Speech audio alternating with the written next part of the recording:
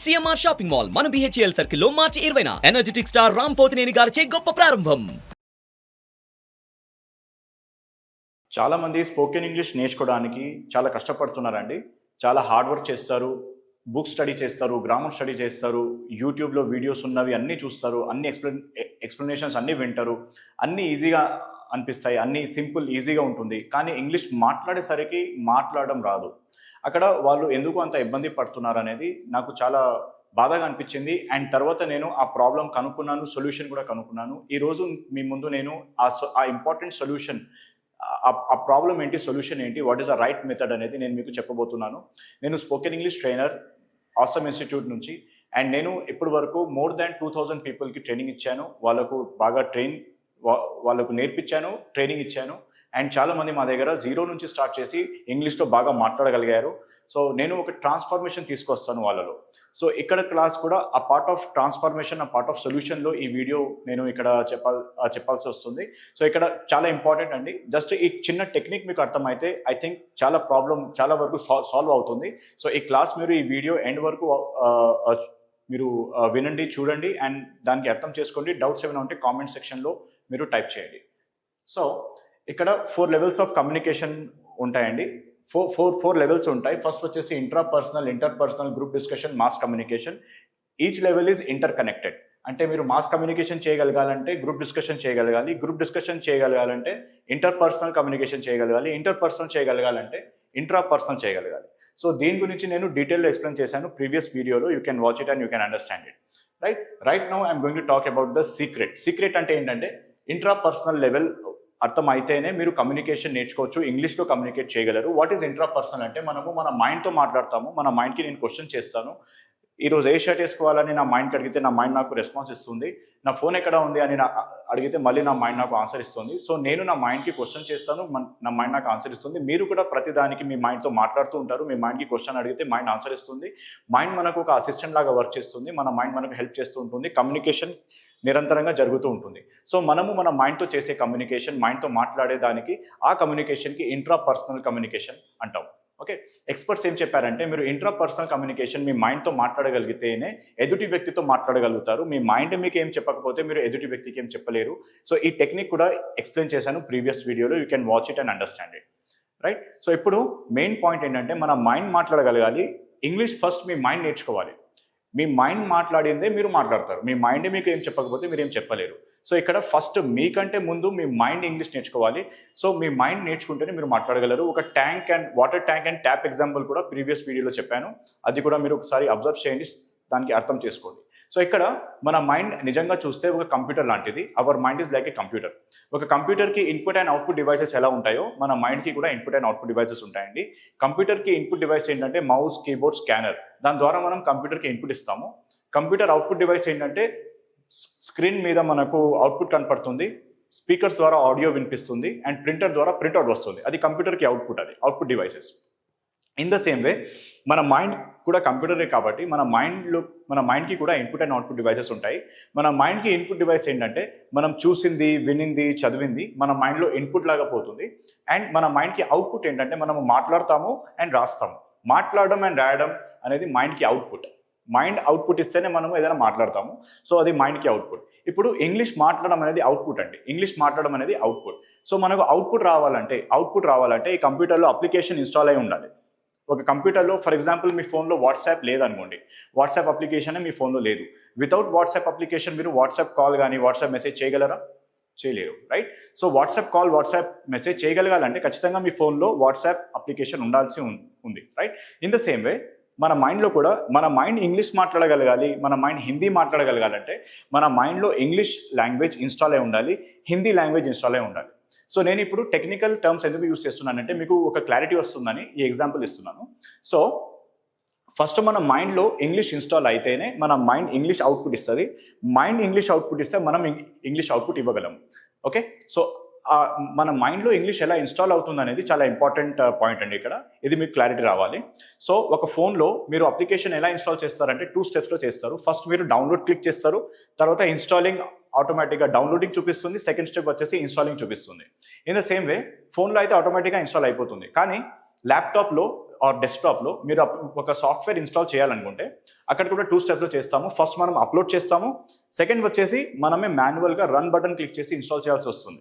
ఆటోమేటిక్గా ఇన్స్టాల్ అవ్వదు, right? First step ఏంటి? అప్లోడ్ చేస్తాము ఆర్ డౌన్లోడ్ చేస్తాము. That is first step. Uploading అనుకుందాము. Uploading first step. Second step వచ్చేసి మాన్యువల్గా ఇన్స్టాల్ చేయాల్సి వస్తుంది, right? That is second step. Install చేసిన తర్వాతనే కంప్యూటర్ అవుట్పుట్ అనేది ఇస్తుంది. Now I'm going to tell you how to install English language in our mind. Okay, so the first step is what? Uploading English language in our mind. In the same way 2 steps. ఈ 2 steps లోనే మన mind లో కూడా English install అవుతుందండి. So first step ఏంటంటే మనకు language అర్థం అయితే, అప్లోడింగ్ అంటే ఏంటంటే first step is uploading, second step is installing. Uploading అంటే ఏంటంటే లాంగ్వేజ్ మనకు అర్థం అయితే, మీనింగ్ తెలిస్తే, సెంటెన్స్ కి మీనింగ్ తెలిస్తే ఆ సెంటెన్స్ మన మైండ్ లో అప్లోడ్ అయింది అని అర్థం.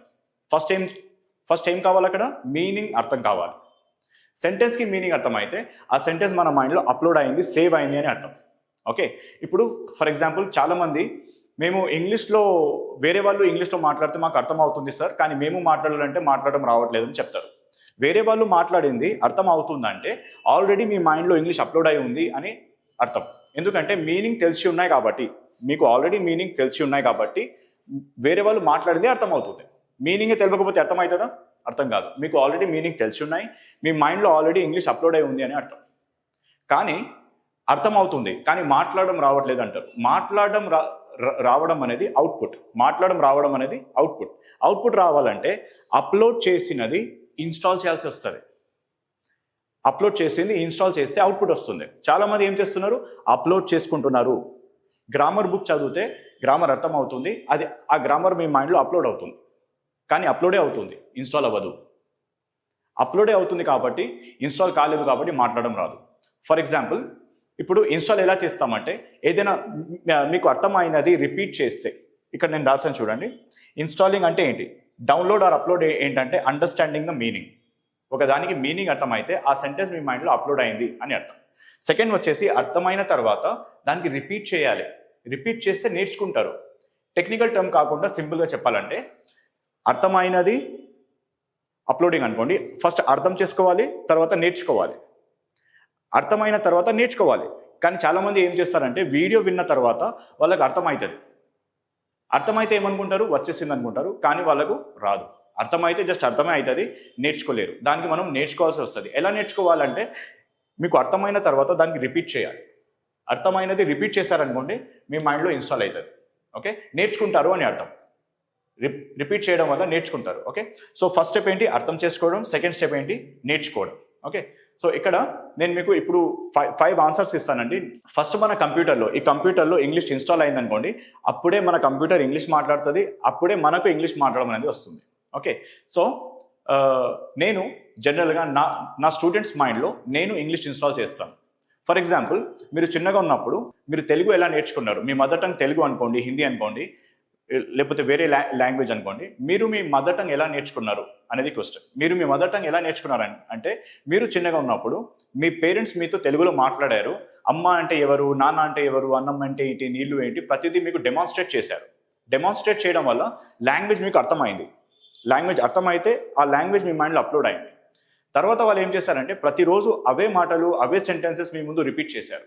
అలా రిపీట్ చేయడం వల్ల ఏం జరిగింది? రిపీట్ చేయడం వల్ల మీ మైండ్లో ఇంగ్లీష్ ఇన్స్టాల్ అయింది.